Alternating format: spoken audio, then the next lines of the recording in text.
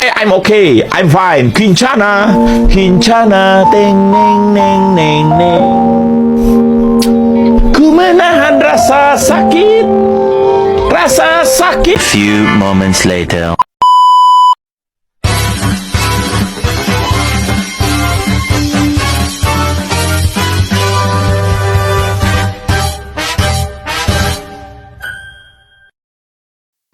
Assalamualaikum warahmatullahi wabarakatuh.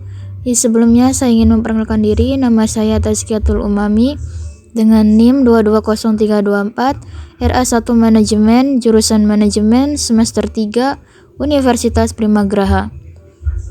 Video ini dibuat dan diposting untuk memenuhi syarat penilaian ujian tengah semester mata kuliah Teori Ekonomi dengan dosen pengampu Bapak Muhammad Teguh Setiadi, SEMM, CTMP, CMC, CPGAM, CPLM, dan CIB.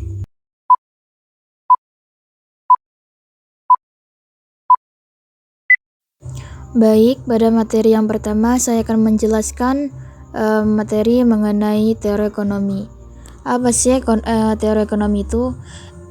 Teori ekonomi adalah bidang kajian mempertimbangkan materi pengelolaan sumber daya individu, masyarakat, dan negara untuk meningkatkan kesejahteraan manusia. Ini melibatkan perilaku dan tindakan manusia dalam memenuhi kebutuhan hidupnya melalui kegiatan produksi, konsumsi, dan distribusi. Para ahli seperti Adam Smith, Billy S. Hermawan Kertajaya, Paula Samuelson, dan Lionel Robbins memberikan definisi yang berbeda, tetapi semuanya menyoroti aspek pengelolaan sumber daya dan perilaku manusia. Ilmu ekonomi dapat dibagi menjadi positif, yang membahas fakta dan hubungan ekonomi tanpa nilai, serta normatif, yang mencakup pertimbangan nilai etika. Tujuan ilmu ekonomi adalah memahami hubungan peristiwa ekonomi dan mengatasi masalah ekonomi dalam masyarakat. Pada materi selanjutnya, saya akan memberikan penjelasan mengenai perkembangan teori ekonomi. Ekonomi adalah studi mengenai produksi, distribusi, dan konsumsi barang serta jasa dalam masyarakat. Sejarah pemikiran ekonomi melibatkan kontribusi para ahli seperti Aristoteles dan Adam Smith yang mempengaruhi asumsi dalam studi ilmu ekonomi. Di era digital ini, Indonesia menunjukkan potensi besar dalam perekonomian digital dengan pertumbuhan perdagangan online yang signifikan. Beberapa istilah dalam teori ekonomi seperti kebijakan harga, kebijakan moneter, dan kapasitas mencerminkan upaya pemerintah dalam mengatur aspek perekonomian. Faktor-faktor seperti jumlah pengguna internet dan pertumbuhan pembeli online turut mempengaruhi perkembangan ekonomi digital di Indonesia. Penjelasan materi yang selanjutnya mengenai elastisitas permintaan dan penawaran. Apa sih elastisitas permintaan? Elastisitas permintaan adalah konsep yang digunakan untuk mengukur respons atau kepekaan jumlah atau kualitas barang yang dibeli terhadap perubahan faktor yang mempengaruhi. Ada 3 jenis elastisitas permintaan utama, yaitu yang pertama ada elastisitas harga permintaan, yang kedua elastisitas silang, dan yang ketiga elastisitas pendapatan. Elastisitas harga permintaan mengukur sejauh mana jumlah permintaan suatu barang merespon perubahan harga. Menurut hukum permintaan, jika harga naik, kuantitas barang yang diminta cenderung turun dan sebaliknya. Lalu ada elastisitas penawaran. Elastisitas penawaran adalah konsep yang mengukur respons jumlah barang yang ditawarkan terhadap perubahan harga. Terdapat 5 tingkatan elastisitas penawaran, yaitu elastis sempurna, elastis uniter, tidak elastis, dan tidak elastis sempurna. Elastisitas uniter terjadi jika kurva penawaran dimulai dari titik nol. Tidak elastis terjadi jika perubahan harga menyebabkan perubahan yang relatif kecil terhadap penawaran, dan elastis terjadi jika perubahan harga menyebabkan perubahan. Baik, pada materi selanjutnya itu mengenai teori perilaku konsumen.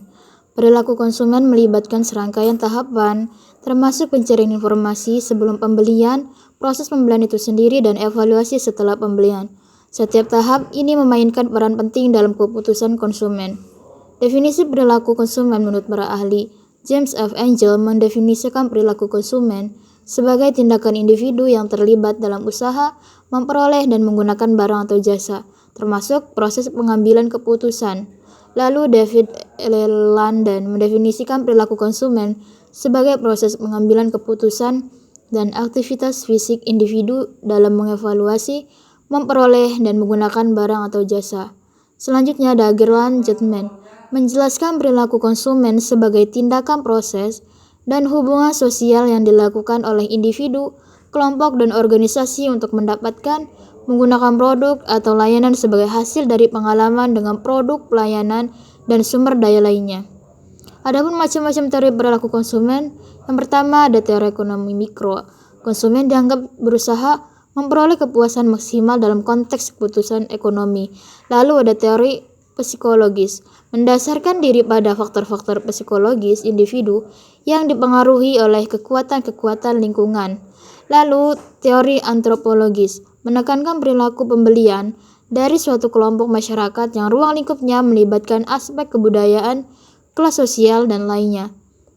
Baik, dengan pemahaman terhadap proses perilaku konsumen dan pandangan dari para ahli, serta sebagai teori yang mencakup aspek ekonomi, psikologis, dan antropologis, pelaku bisnis dapat lebih efektif dalam merancang strategi pemasaran dan memahami motivasi serta keputusan konsumen. Next, pada penjelasan materi yang selanjutnya, yaitu mengenai teori biaya produksi dan penerimaan. Teori biaya dan penerimaan merupakan konsep dasar dalam ekonomi yang memberikan landasan untuk pemahaman tentang bagaimana perusahaan membuat keputusan produksi dan menentukan tingkat output yang optimal. Adapun macam-macam biaya produksi, yaitu ada biaya tetap dalam kurun waktu tertentu tidak berubah tergantung pada jumlah output. Contohnya itu termasuk seperti gaji pegawai tetap, sewa tanah, dan penyusutan mesin. Lalu ada biaya variabel, berubah sesuai dengan jumlah output yang dihasilkan. Contohnya biaya bahan baku, bahan pembantu, dan upah tenaga kerja yang langsung. Lalu ada biaya total, jumlah keseluruhan biaya yang dikeluarkan untuk memproduksi semua output terdiri dari biaya tetap total dan biaya variabel total. Lalu ada biaya rata-rata, biaya total yang dikeluarkan untuk setiap unit output. Yang terakhir ada biaya marginal, kenaikan biaya total yang diakibatkan oleh produksi tambahan satu poin output. Selanjutnya ada teori penerimaan dan pendapatan. Pendapatan dan total penerimaan yang diperoleh oleh perusahaan selama periode tertentu. Keputusan perusahaan untuk mencapai laba maksimum dilakukan secara marginal, di mana perusahaan menyesuaikan variabel yang dapat dikontrol untuk memperoleh laba maksimum. Dengan memahami teori biaya produksi dan penerimaan, perusahaan dapat membuat keputusan yang lebih tepat terkait produksi dan pemasaran, mengoptimalkan tingkat output untuk mencapai keuntungan maksimal, dan menjaga keseimbangan antara biaya dan pendapatan. Next, pada materi yang terakhir mengenai teori produksi dan kegiatan perusahaan. Perusahaan adalah lembaga atau institusi yang menggunakan dan mengorganisir faktor-faktor produksi untuk menghasilkan barang dan jasa. Ada berbagai bentuk organisasi perusahaan, termasuk perusahaan perseorangan, persekutuan, dan perseroan terbatas. Dalam teori ekonomi, analisis kegiatan perusahaan didasarkan pada asumsi bahwa perusahaan akan memproduksi hingga tingkat di mana keuntungan mencapai maksimum. Keuntungan atau kerugian diukur sebagai selisih antara hasil penjualan dan biaya produksi. Fungsi produksi adalah hubungan teknis antara faktor produksi, input, dan hasil produksi output.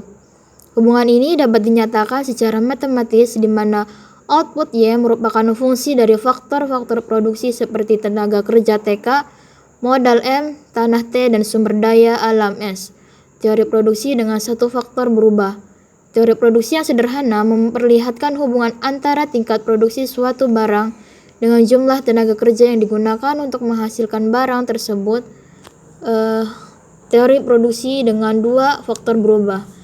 Dalam kasus lebih kompleks, teori produksi melibatkan dua faktor produksi yang dapat berubah, seperti tenaga kerja modal.